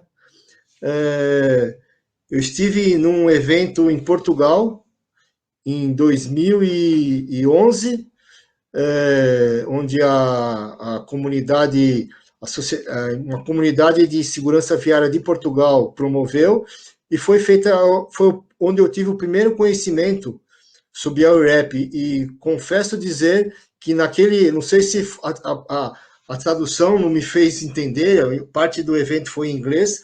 Quando eu falo em 100 metros de rodovia de análise, eu falei, será possível isso? Aí depois eu vim entender como se faz através de um software que analisa a cada 100 metros. Quer dizer, acho que é sempre um paradigma quando a gente encontra uma tecnologia nova, a melhor coisa é estar com a mente aberta, entender como aquilo funciona e como aquilo vai gerar resultado.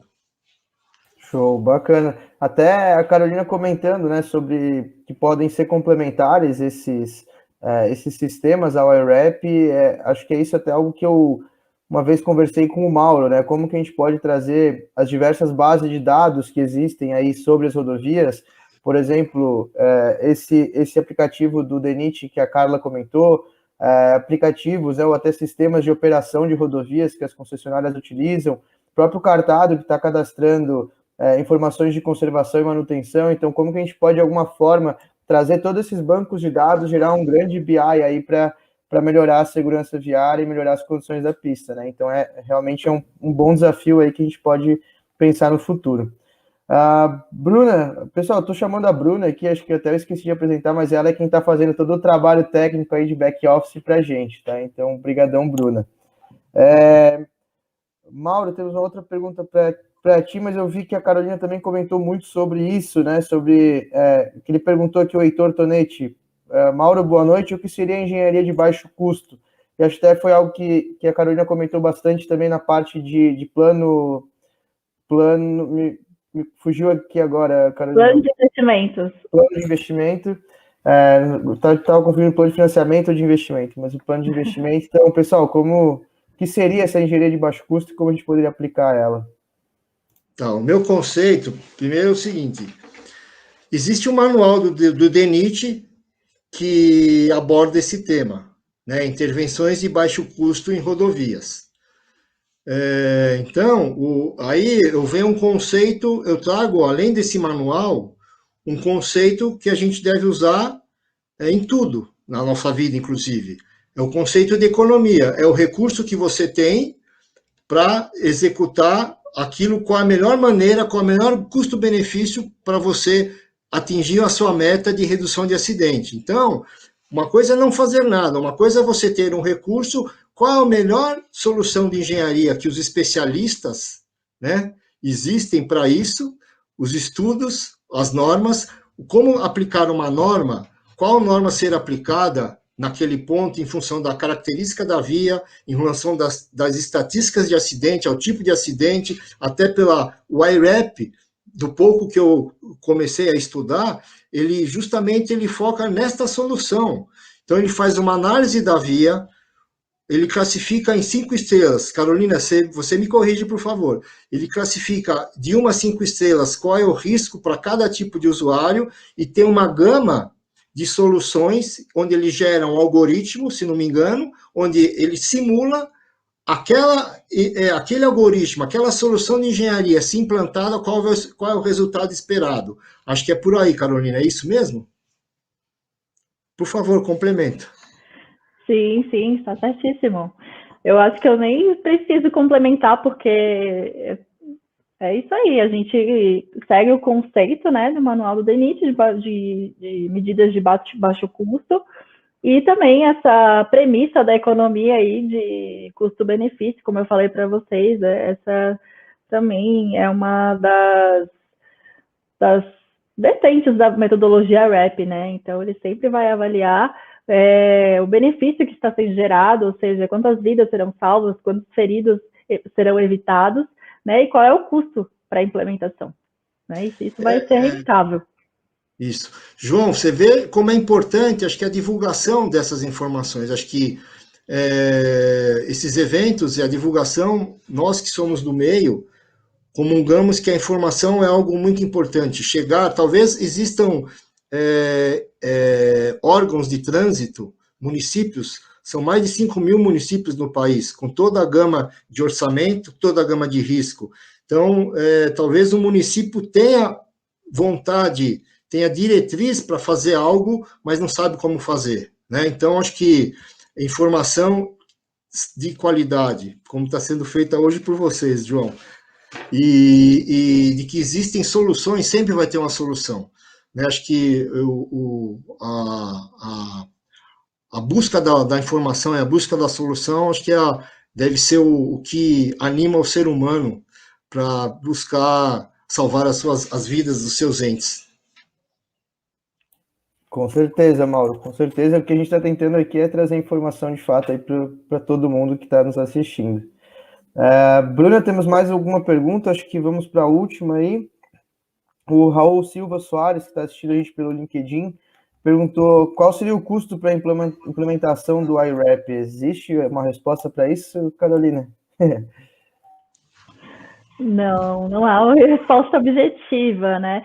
O que eu posso reiterar é que as contramedidas que são sugeridas nos planos de investimentos do IRAP sempre vão seguir essa lógica, né, de medidas de baixo custo, né? E o custo para a implementação das contramedidas vai variar do recurso que se tem disponível, né? Então, a longo prazo, talvez o responsável pela administração da via consiga implementar todas as contramedidas, mas é muito difícil implementar todas as contramedidas de uma vez só, né? Porque é difícil ter esse recurso.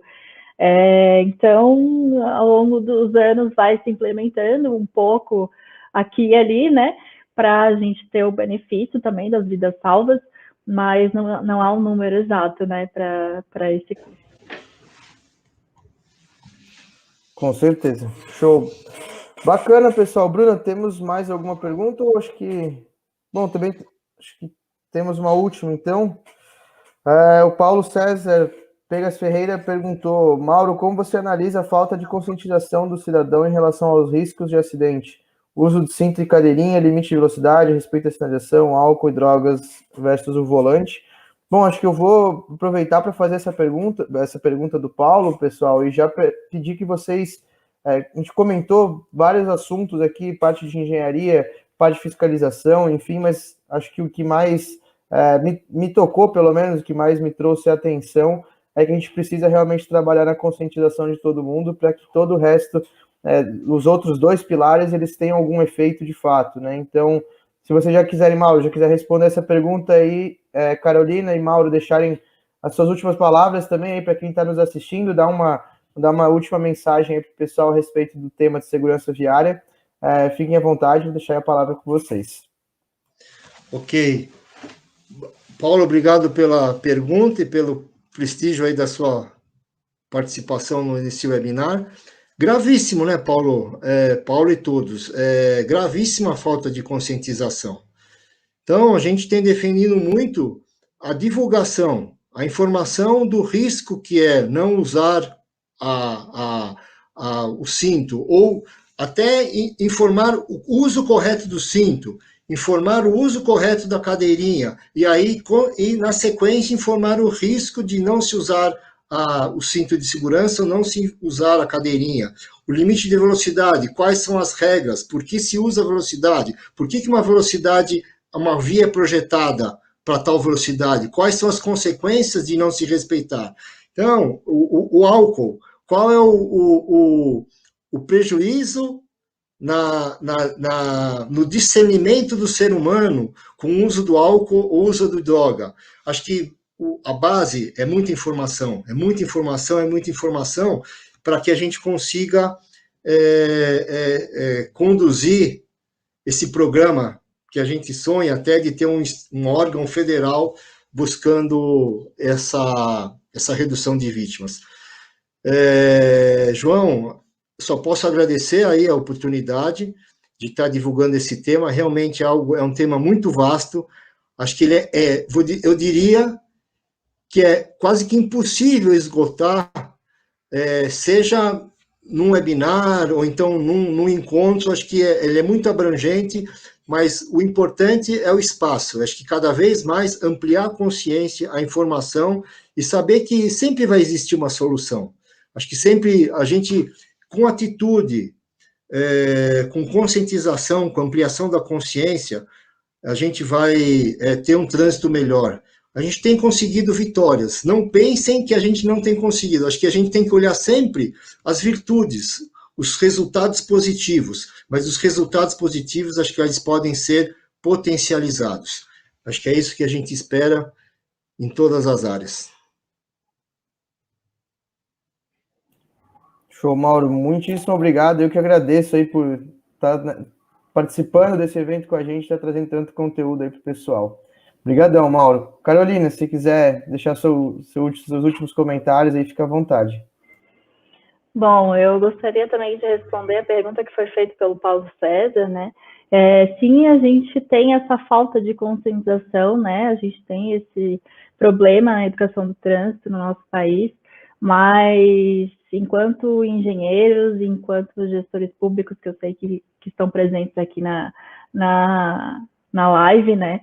A gente tem que trabalhar ao máximo e dar o nosso máximo para prover a melhor infraestrutura viária para os nossos usuários. Então, o que tiver ao nosso alcance, a gente tem que fazer.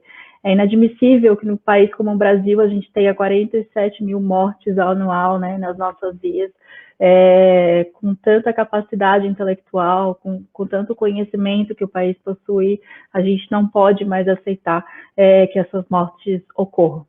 Né? Então, eu gostaria novamente de agradecer a Cartado pelo convite, gostaria de agradecer também ao Mauro e parabenizá-lo pela apresentação, e todos os participantes, o pessoal que ficou aí até o final, gostaria de agradecer, e estamos aí para o que precisar, para falar sobre segurança viária, para falar sobre a REP, estou aqui à disposição. Carolina, João, 23 de junho foi o Dia Mundial da Engenheira, né? Parabéns, Carolina, pelo dia que passou, pela apresentação, e que mais engenheiras, que mais mulheres estejam também voltadas e focadas na segurança viária ou na engenharia como um todo. Temos muitos bons exemplos como o seu aqui hoje com a gente. Muito obrigado. Show, verdade, Mauro. Isso, inclusive, foi um ponto aí, já finalizando, foi um ponto que nos chamou bastante atenção quando a gente estava elaborando o evento, né, que realmente é mais difícil de encontrar mulheres engenheiras para falarem sobre os assuntos.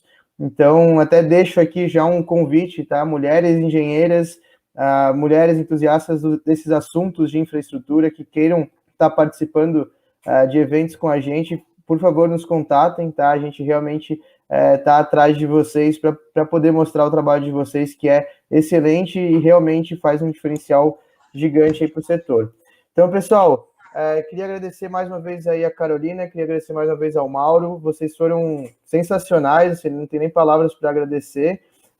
Quero agradecer também a presença de todo mundo que participou, a gente teve bastante gente participando, aos que participaram do chat, mandaram suas perguntas, mais uma vez, obrigado. Lembrem que a gente vai ter esse evento ainda, né? O Cartado Week continua amanhã, no mesmo horário. Na quarta-feira e na quinta-feira a gente continua tendo evento, a gente vai estar divulgando aí os confirmados, palestrantes confirmados durante os dias, mas fiquem à vontade para se inscrever, nos sigam nas redes sociais para poder acompanhar o nosso trabalho. Sigam a Carolina também ali no LinkedIn que ela deixou, o Mauro também vão estar sempre trazendo conteúdos bacanas aí para o pessoal. E bom, se inscrevam também no nosso canal do YouTube, a gente começou agora a fazer né, trazer conteúdo de fato, mas nosso objetivo é trazer cada vez mais conteúdos e a gente conta com o apoio de vocês para que isso se difunda para todo o setor. Então, pessoal, muito obrigado, uma boa noite a todos e nos vemos aí até amanhã. Um abração.